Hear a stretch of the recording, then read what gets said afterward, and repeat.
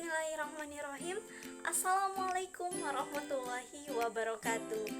Hai, perkenalkan nama saya Irdawati, NIM A1L1919033. Saya dari jurusan Pendidikan Kimia, Fakultas Keguruan dan Ilmu Pendidikan Universitas Halu Uleo. Pada kesempatan kali ini, saya akan bahas mengenai ujian saya dalam mata kuliah Biokimia 1.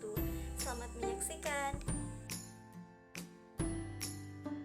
Baik, pada kesempatan kali ini saya akan melakukan pembahasan soal mengenai ujian biokimia saya. Di antara soal yang akan saya bahas yaitu materinya yang pertama ada baper dalam tubuh, yang kedua ada karbohidrat, yang ketiga ada protein dan asam amino, yang keempat ada struktur sel dan fungsinya. Baik, pertama saya akan bahas mengenai 4 jenis soal dalam baper dalam tubuh. Soal yang pertama, satu-satunya cara tubuh membuang muatan asam yang sangat besar yang dihasilkan oleh reaksi metabolisme adalah dengan A. Meningkatkan konsentrasi ion bikarbonat, B. Bernapas lebih cepat dan lebih dalam, C. Mengeluarkan ion hidrogen dalam urin, D. Meningkatkan konsentrasi protein dalam plasma. Pada soal nomor 1 ini, yang paling benar yaitu C. Mengeluarkan ion hidrogen dalam urin. Mengapa? Karena tubuh setiap hari melakukan reaksi metabolisme, sehingga efek samping dari reaksi metabolisme ini salah satunya adalah tubuh menghasilkan muatan asam yang sangat besar yang diakibatkan dari produksi ion H+ yang sangat banyak. Pada kondisi ini, pH darah dalam tubuh itu menurun, sehingga tubuh harus bereaksi dengan untuk menjaga pH darah dalam batas normal dengan cara mensekresi ion hidrogen dalam tubuh ginjal dan dikeluarkan di dalam tubuh. Maka jawaban yang paling tepat yang tadi mengatakan C. Soal yang kedua, ion hidrogen biasanya dihilangkan dari tubuh melalui A. Dengan ekskresi dalam urin, B. Melalui keringat, C. Di udara, D. Melalui detoksifikasi hati. Pada soal nomor 2 ini yang paling benar adalah A. Dengan ekskresi dalam urin. Mengapa? Seperti yang saya katakan di nomor 1 tadi bahwa tubuh harus bereaksi untuk menjaga pH darah dalam batas normal dengan cara mensekresi ion hidrogen ke dalam tubuh ginjal dan dikeluarkan di dalam urin. Jadi, ion hidrogen dikeluarkan di dalam tubuh dengan ekskresi dalam urin. Nomor 3, saat ventilasi meningkat dan lebih banyak karbodioksida yang dikeluarkan dari darah, maka akan A. CO2 akan meningkat, B. Konsentrasi ion hidrogen dalam darah akan menurun, C. pH darah akan menurun, D. Konsentrasi ion hidrogen dalam darah akan menurun. Pada nomor 3 ini jawaban yang tepat adalah B dan C. Kenapa? Karena B dan C di sini opsinya sama. Pembahasannya yaitu karena saat ventilasi meningkat dan lebih banyak karbodioksida yang dikeluarkan dalam darah, itu artinya proses alkolisis resviratorik. Hal ini menyebabkan penurunan CO2 dalam darah, membuat darah lebih alkolisis dan akibatnya pH darah akan meningkat. Akibat dari pH darah ini meningkat, maka darah tersebut bersifat basa. Jika proses alkolisis ini jalan lama di ginjal atau bertahan lama di ginjal, maka sistem akan memulai proses kompensasi dengan mempertahankan asam dan meningkatkan ekskresi buffer terutama bikarbonat, sehingga konsentrasi ion hidrogen dalam darah akan menurun. Jadi jawaban yang tepat tadi, saat ventilasi meningkat dan lebih banyak karbodioksida dikeluarkan dalam darah, yaitu B dan D, di mana konsentrasi ion hidrogen dalam darah akan menurun. Soal nomor 4. Jika pH plasma darah menjadi 7,49 karena subkapselan, semua hal berikut akan terjadi sebagai kompensasi, kecuali A. Laju respirasi menurun, B. Ginjal meningkatkan sekresi ion bikarbonat, C. Sel tubulus menghasilkan lebih banyak amonia dari glutamat, D. Tekanan parsial karbodioksida dalam darah akan mulai meningkat. Pada soal nomor 4 di sini, semua hal berikut yang terjadi kompensasi kecuali jawabannya adalah C. Sel tubulus menghasilkan lebih banyak amonia dari glutamat. Jadi, jika plasma darah pada keadaan basal seperti pada pH 7,49, maka akan terjadi beberapa kompensasi. Seperti yang pertama, yaitu laju respirasi tersebut akan menurun. Yang kedua, ginjal akan meningkatkan sekresi ion bikarbonat. Yang ketiga, tekanan parsial karbodioksida dalam darah akan mulai meningkat. Itulah pembahasan mengenai soal buffer dalam tubuh.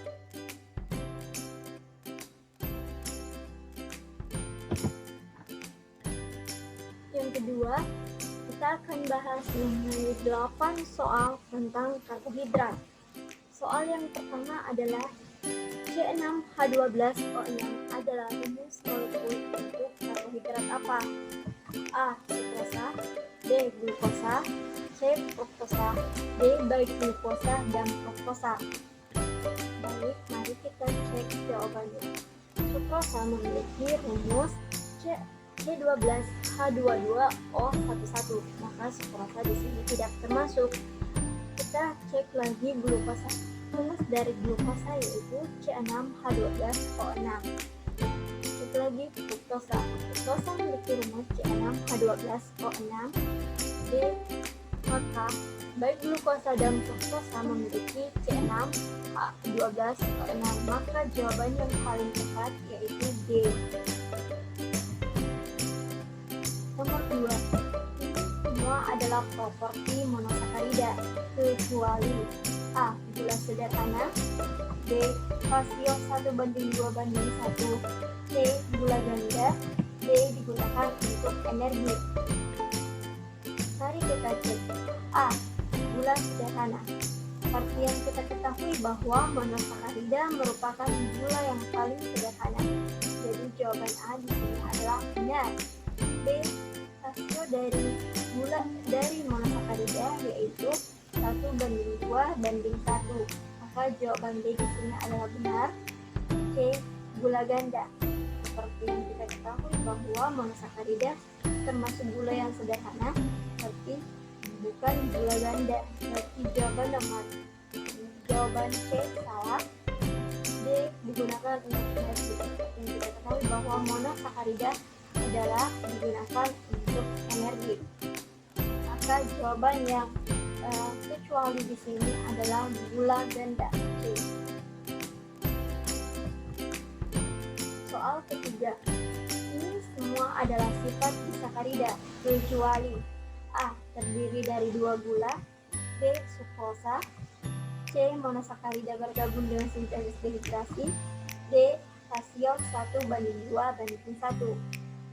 Baik, mari kita cek sifat dari disakarida. A. Terdiri dari 2 gula sederhana. Jawabannya adalah benar, karena disakarida merupakan 2 monosakarida yang bergabung. Yang B. Sukrosa. Benar, karena sukrosa merupakan salah satu contoh dari disakarida. D. Monosakarida bergabung. C. monosakarida bergabung dengan sintesis dehidrasi? Jawabannya adalah nah, karena disakarida terbentuk dari monosakarida yang bergabung dengan sintesis dehidrasi. Rumus dari monosakarida adalah D di sini tidak termasuk karena rasio dari 1:2:1 merupakan rasio dari monosakarida. Maka jawaban yang tidak tepat di sini adalah D. 4. Dua kelompok apa yang dikeluarkan dari monosakarida untuk membentuk disakarida atau polisakarida? A. Air dan oksigen. B. Gugus hidroksid dan hidrogen. C. Karbon dan hidrogen. D. Air dan karbon. Mari kita cek apakah dua kelompok yang dikeluarkan dari monosakarida termasuk air dan oksigen. Jawabannya tidak, karena jawaban yang paling benar yaitu kelompok yang dikeluarkan dari monosakarida untuk membentuk disakarida atau polisakarida adalah gugus hidroksil dan hidrogen atau gugus hidrogen dan hidroksil. Jawabannya yaitu B. Soal nomor 5. Rumus umum monosakarida adalah A. C6H2NON. B. C2N2H2ON. C. CnH2O2n. D. CnH2nO2n. Maka seperti yang kita ketahui bahwa rumus umum dari monosakarida yaitu CnH2nOn. Maka jawabannya adalah A. Nomor 6. Gula aldosa adalah A. Gliserosa. B. Ribolusa. C. Eritrolusa. D. Dihidroxyceno. Seperti yang kita ketahui bahwa klasifikasi monosakarida berdasarkan atom C terbagi menjadi dua, yaitu aldosa dan ketosa. Di mana yang termasuk dari gula aldosa yaitu gliserosa, eritrosa, ribosa, dan glukosa. Dan yang termasuk dari ketosa adalah dihidroxycetonen, eritrolusa, ribolusa, dan fruktosa. Maka jawaban yang termasuk dari gula aldosa yaitu A. Gliserosa. Soal nomor 7. Jumlah isomer glukosa adalah A2, B4, C8, B16. Rumus dari isomer adalah 2 pangkat N, di mana N merupakan jumlah atom C spiral asimetrik. Pada glukosa terdapat 4 C atom spiral asimetriknya. Maka isomernya adalah 2 pangkat N sama dengan 2 pangkat 4 sama dengan 16. Jadi jawaban yang paling tepat adalah 16 isomer dari glukosa. Soal nomor 8. Gula yang ditemukan dalam DNA adalah A. Silosa, B. Ribose, C. Deoksirribosa, D. Ribolusa. Jawabannya yaitu DNA memiliki gula deoksirribosa. Gula deoksirribosa memiliki hidrogen pada karbon kedua, sedangkan gula ribosa memiliki gugus hidroksil pada karbon kedua dari cincin heksosa. Gula ribosa adalah monosakarida yang terbentuk dari 5 atom karbon. C5H10O5 adalah rumus kimia ribosa dan merupakan gula pentosa. Maka jawaban yang paling benar yaitu gula yang ditemukan dalam DNA adalah deoksirribosa. Baik, ketiga kita akan membahas 5 soal pada materi protein dan asam amino. Adapun soal yang pertama yaitu Manakah dari asam amino berikut yang memiliki muatan negatif bersih pada pH fisiologis 7,4? A. Asam glutamat, B. Histidin, C. Lisin, D. Aspagine. Pembahasannya yaitu gugus R yang paling bersifat hidrofolik adalah gugus R yang merupakan netronegatif atau positif. Asam amino pada pH sama dengan 7 atau lebih dari itu mempunyai muatan negatif, yakni diantaranya yaitu asam asparat dan asam glutamat. Jadi pada soal di sini asam amino yang memiliki muatan negatif bersih pada pH fisiologis 7,4 yaitu A. Asam glutamat. Soal yang kedua, pernyataan manakah yang tidak benar tentang rantai samping asam amino? A. Mereka sama dengan rantai R. B. Bisa bersifat asam atau basa. C. Bisa netral atau kutub. D. Selalu bermuatan dan ada di semua asam amino. Jawabannya yaitu D. Selalu bermuatan dan ada di semua asam amino. Karena pernyataan tentang rantai karbon asam amino itu yang pertama meliputi mereka sama dengan rantai R. Yang kedua, bisa bersifat asam atau basa.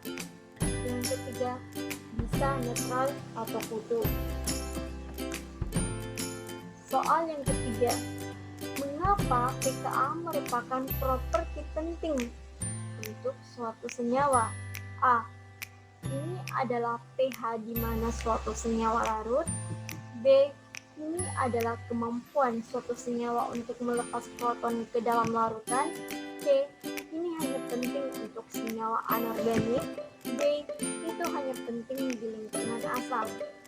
Pembahasannya yaitu karena pKa ini adalah kemampuan suatu asam untuk melepaskan proton ke dalam larutan. Jadi jawaban yang benar adalah B. Karena pKa di sini merupakan properti penting bagi suatu senyawa, ini adalah untuk suatu senyawa bisa melepaskan proton ke dalam larutan. Soal yang keempat, mengenai polipeptida, pernyataan mana yang salah? A. Banyak peptida bergabung bersama membentuk polipeptida. B. Protein mengandung ribuan ikatan peptida. C. Sering membentuk unit yang kaku dan planar. D. Dapat membentuk konfigurasi dalam jumlah yang tidak terbatas. Jawabannya yaitu D. Pernyataan yang salah mengenai polipeptida. Jadi pernyataan yang benar mengenai polipeptida yaitu yang pertama, banyak peptida bergabung bersama membentuk polipeptida. Protein. 2. Protein mengandung ribuan ikatan peptida. Yang ketiga, seringkali membentuk unit yang kaku dan panas. Jadi pernyataan yang tidak benar adalah D. Dapat membentuk konfigurasi dalam jumlah yang tidak terbatas. Padahal pada peptida tersebut dapat membentuk konfigurasi dalam jumlah yang terbatas. 5. Pernyataan mana yang tidak cocok? A. Struktur Wagner berhubungan dengan struktur linear dasar suatu protein. B. Struktur primer berkaitan dengan struktur linear dasar suatu protein. C. Struktur sekunder berkaitan dengan bentuk heliks protein. D. Struktur tersier adalah tingkat lipatan protein yang lebih tinggi. Jadi pernyataan yang tidak cocok pada opsi ini yaitu yang pertama adalah struktur quarter berhubungan dengan struktur linear dasar suatu protein. Ini merupakan pernyataan yang tidak cocok. Di mana B di sini struktur primer berkaitan dengan struktur linear dasar suatu protein merupakan pernyataan yang benar. C. Struktur sekunder berkaitan dengan bentuk heliks protein benar. D. struktur tersier adalah tingkat lipatan protein yang lebih tinggi. Jadi jawaban yang tidak cocok yaitu A. Struktur quarter berhubungan dengan struktur linear dasar suatu protein. Organel ini berfungsi dalam respirasi yaitu A. Lisosom, B. Retikulum endoplasma, C. Mitokondria, D. Aparat Golgi. Jawabannya adalah C. Mitokondria. Mengapa? Karena pada lisosom berfungsi mengontrol pencernaan intraseluler. Dimana kalau B. Retikulum endoplasma disini berfungsi sebagai sintesis protein dan mitokondria di sini berfungsi sebagai tempat respirasi sel, dan aparat Golgi sendiri berfungsi sebagai tempat melepaskan sekresi pada permukaan sel dan membantu pembentukan dinding sel. Jadi jawaban yang tepat untuk organel sel yang berfungsi sebagai respirasi yaitu C. Mitokondria. Soal yang kedua, materi genetik terkandung di dalam titik-titik sel. A. Ribosom, B. Sitoplasma, C. Inti, D. Nukleus. Jawabannya yaitu inti sel. Karena materi genetik terkandung di dalam inti sel, di mana di dalam inti sel tersebut terkandung kromosom yang berperan dalam menentukan sifat keturunan atau hereditas. Dari nomor 2 di sini, materi genetik terkandung di dalam inti sel. Soal ketiga, titik-titik mengontrol apa yang masuk dan keluar sel. A. Mitokondria, B. Badan Golgi, C. Inti, D. Membran sel. Jawabannya di sini adalah D. Membran sel. Di mana membran sel di sini kita lihat dulu fungsi dari mitokondria. Mitokondria berfungsi sebagai tempat respirasi sel, badan Golgi berfungsi sebagai tempat mengeluarkan zat kimia setelah retikulum endoplasma mensintesis protein dan lemak dari dalam sel. Di mana inti sel di sini berfungsi sebagai mengkoordinasi proses metabolisme, dan membran sel sendiri berfungsi untuk mengontrol apa yang keluar dan masuk di dalam sel. Jadi jawaban yang tepat adalah D. Membran sel. Nomor 4. Struktur mana yang secara langsung bertanggung jawab atas pembentukan protein di dalam sel? A. Ribosom, B. Lisosom, C. Vakuola, D. Centriole. Jawabannya yaitu A. Ribosom. Di mana ribosom di sini berfungsi sebagai tempat memproduksi dan mensintesis zat protein yang ada di dalam sel.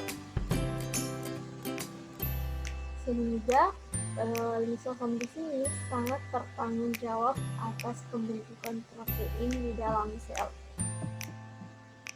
5. Gambar adalah contoh. Perhatikan gambar berikut. A. Sel hewan, B. Sel manusia, C. Sel tanaman, D. Sel bakteri. Pada gambar tersebut, vakuolanya sangat besar, berarti dia adalah sel tanaman. 6. Kantung di dalam sitoplasma yang penuh dengan cairan tanaman memiliki satu yang besar, menyimpan makanan, air, dan sebagainya. A. Vakuola, B. Dinding sel, C. Lisosom, D. Ribosom. Jawaban yang paling tepat di sini adalah vakuola. Dimana seperti kita ketahui bahwa fungsi dari vakuola di sini adalah sebagai tempat di mana dia menjadi kantung di dalam sitoplasma yang penuh dengan cairan. Tanaman memiliki satu yang besar, menyimpan makanan, air, dan lain sebagainya. Di sini sel berfungsi untuk melindungi sel lisosom berfungsi untuk mengontrol pencernaan intraseluler, dan sedangkan ribosom di sini berfungsi sebagai tempat memproduksi dan mensintesis protein yang ada di dalam sel.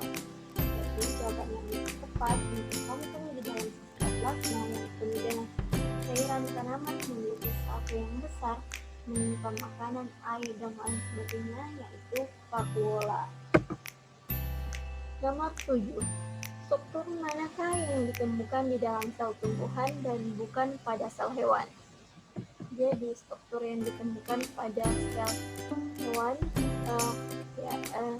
sel tumbuhan dan bukan pada sel hewan: A. Dinding sel, B. embrio, C. inti, D. sitoplasma. Jawabannya adalah dinding sel. Mengapa? Karena dinding sel hanya ada pada tumbuhan. Karena dengan adanya dinding sel pada tumbuhan tersebut tidak dapat bergerak bebas atau kaku, sehingga tidak perlu untuk berpindah tempat mencari